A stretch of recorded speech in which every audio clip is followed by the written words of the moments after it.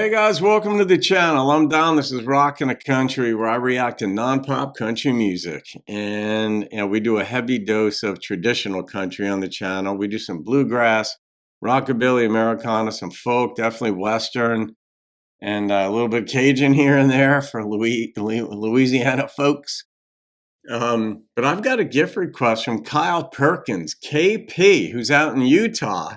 He made a gift to the channel for me to do Jim Glazer's The Man in the Mirror. I don't know this song, but thank you, Kyle, for this request. I'm curious. With a song with that title, could be about getting older. It could be about taking responsibility.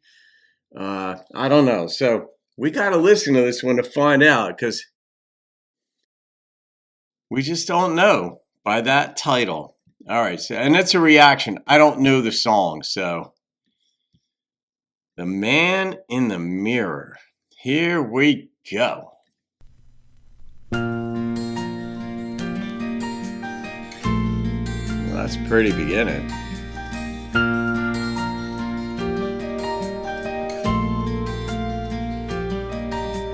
Making up stories for me to say, tell everybody why you went away.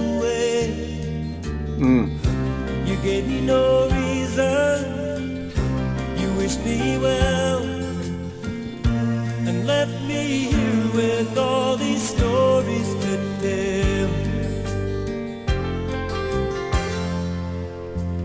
This friend called me tonight on the phone. He said you're away now, but you won't be long. I told your brother you'll be home next week. Seems like I've got a story for everybody but me. So what do I tell the man in the mirror? He don't believe me at all. I like that. He knows I'm lying, it just ain't true.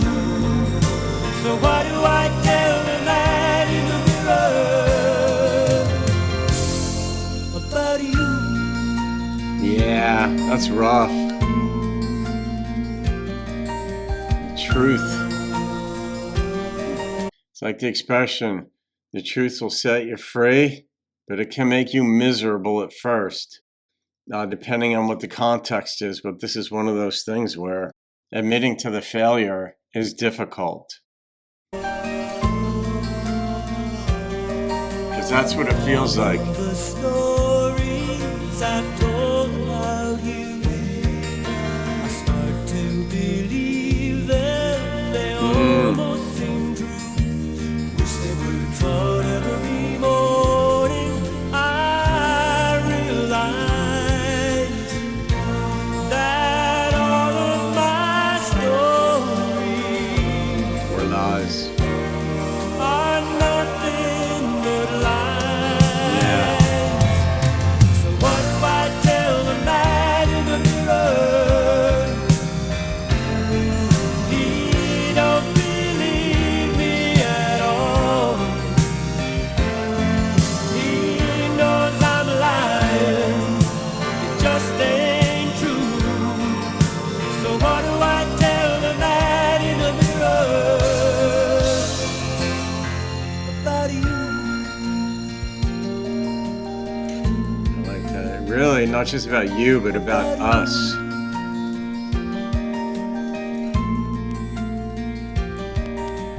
What do I tell the man in the mirror? A nice effect.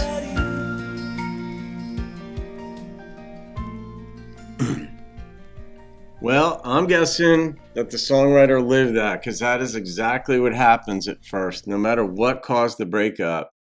In this case, it sounded like she left him, and he didn't want that. And so he's left telling people, yeah, she'll be back next week or whatever the stories are that he's telling. And he's got different one for each person, sort of tailor made to sort of make it seem like they're still together. But he can't own up to that. Like when he sees himself in the mirror, he knows it's not true and he knows the pain that he's in. And breakups are that way, first, I don't know what period of time, but it's like in this one, like, what the truth is, and you want to hide that from others. Understandably so. I mean, you may not be ready to divulge things, but one of the things that he said in the mirror, that he said in the song is that, what do I tell the man in the mirror about you? And I made the quick comment, I said, no, about us. And that's really, I think, the better way of going about it. Like, what happened with us? What was the dynamic? Because when there's a split, it's virtually always because each person contributed to the split in some way. So you can get into the chicken or the egg. Who started to annoy the other one first? What went wrong? And then it noodled around in the other one's head. And then this one. And it goes back and forth. Or you're never home. You were, whatever the issues are. And well, in my life coaching, when I'm talking with people who are either thinking of getting divorced or getting divorced, generally getting divorced, I tell them, look, don't say much about the other person because you're going to start to really dislike the other person. That's just a fact because the circumstances are very difficult. You can't believe you're in this situation. And generally speaking, you're going to blame the other one for it, especially if they're the one who left. But if you start to get angry and throw the other one under the bus and speak poorly of your soon-to-be ex, then you're going to have to retract some of that stuff because a fair amount of it's going to be hyperbolic, or you're just going to get tired of talking about it. So when you're going through divorce and you say certain things to different people who are going to be concerned about you, they have your best interests at heart and such. You may be talking with family members and close friends and so on about you're getting divorced now. And then the word gets out there and you run into people in town. I know this because I lived it. Then the next time you see these people or talk with them, they're going to follow up on the prior conversation that you had. Well, how are you doing with this? How's it going with that?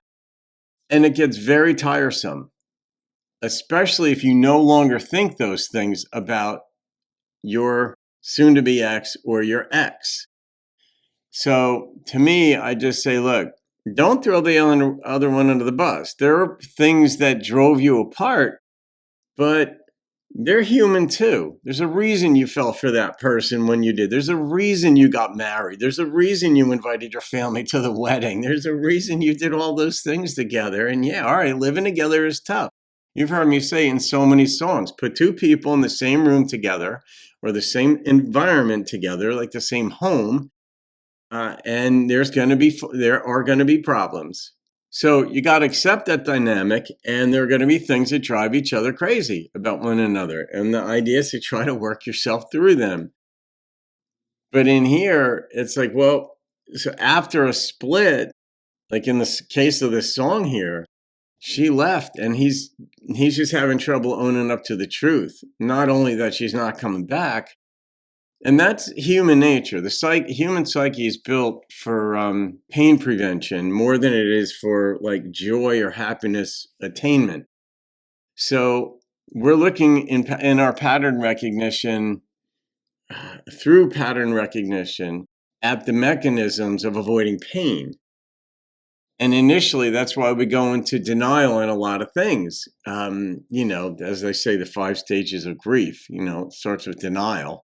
But that is a psychological protective mechanism that we have. And so I don't begrudge the guy in this song. I don't look at him like he's a loony or some wacko. It's like, yeah, eventually you tell yourself it's true and you accept it. But it does help to place it it's easier to accept if you place it in the context of here's where we went wrong. Unless you cheated or did drugs or whatever, or punches were thrown, whatever, and you're just crazy like that. It takes 2 to tango, as they say. So, KP, you got me running, man. Nice job. I think this is the first time I've reacted to Jim. And so it was new to me. He had a very like sensitive, delicate voice. I love the piano in this. And I suspect the songwriter was living this. It's one of those things, or lived it at some point. Because there's some details in songs that are like, yeah, you wouldn't know that at all. You wouldn't even be able to make that up unless you lived it. So I'm going to rate this one, Kyle. And the number that struck me was an 8.8. I mean, normally I would say, oh, that's just sort of like a weenie type song or whatever, nothing exciting about it. But when you really analyze what he's going through and the processes of being left, it goes a lot deeper, and it's for me the voice of experience too. So I can feel songs like this, which is why I'm glad I got into country at an older age, because I want to be able to feel them through like an adult lens versus the childish influences and so on. So there you go, guys. You can thank Kyle KP Perkins for that one. Have a great day. I'll see you on another video and keep rocking the country.